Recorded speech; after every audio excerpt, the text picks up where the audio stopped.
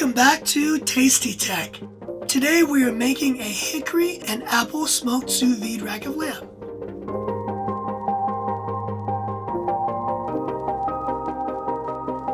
Many people feel intimidated by this dish, but we're here to show you just how approachable and amazing it can be. This is my go-to dish whenever I'm trying to impress friends and family.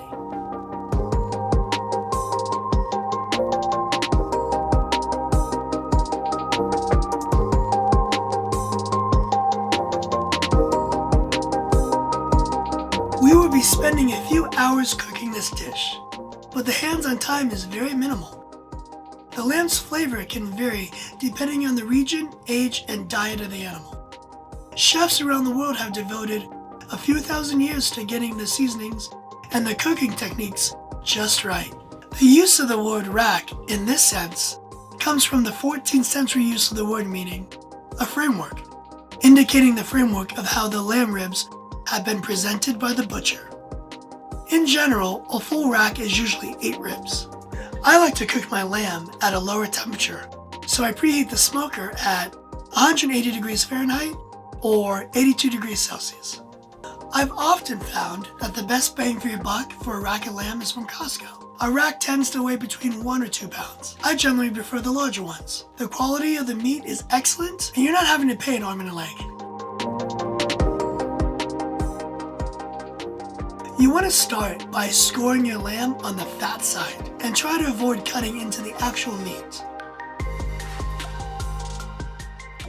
Once you're done scoring, we'll slather it with yellow mustard and add our seasonings.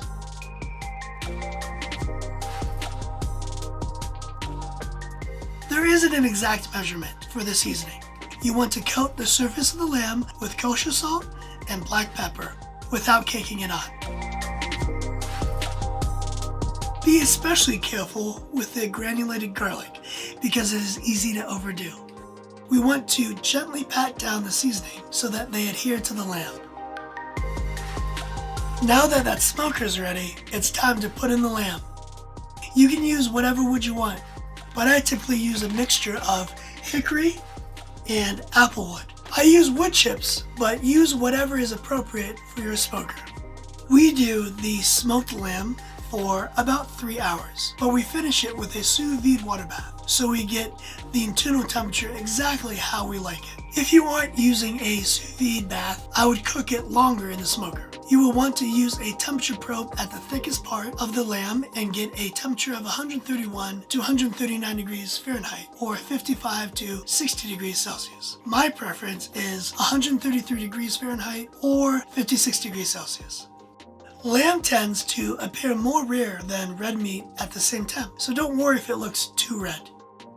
I vacuum seal my lamb with a couple of sprigs of rosemary and a couple of cloves of sliced garlic. I usually sous vide my lamb for around 3 hours at 133 degrees Fahrenheit or 56 degrees Celsius. I would recommend a minimum of at least 2 hours.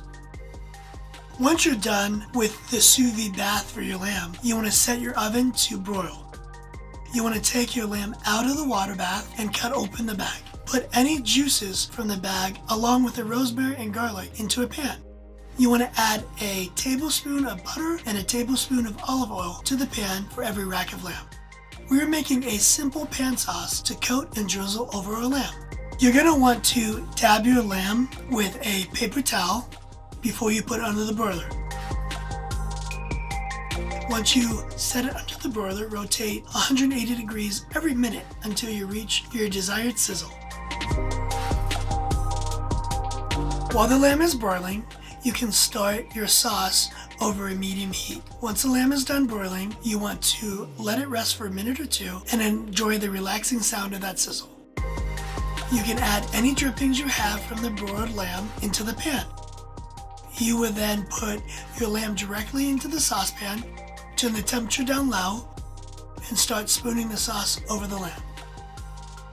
I like to slice in between the bones to get individual servings, which make for a better presentation. I finish with some freshly sliced cherry tomatoes as a garnish with the pan sauce we made drizzled on top. So, what did you think about this dish? Let us know how yours turned out. If you have any recommendations or questions, please let us know in the comments below. Make sure to like and subscribe if you want to see future videos.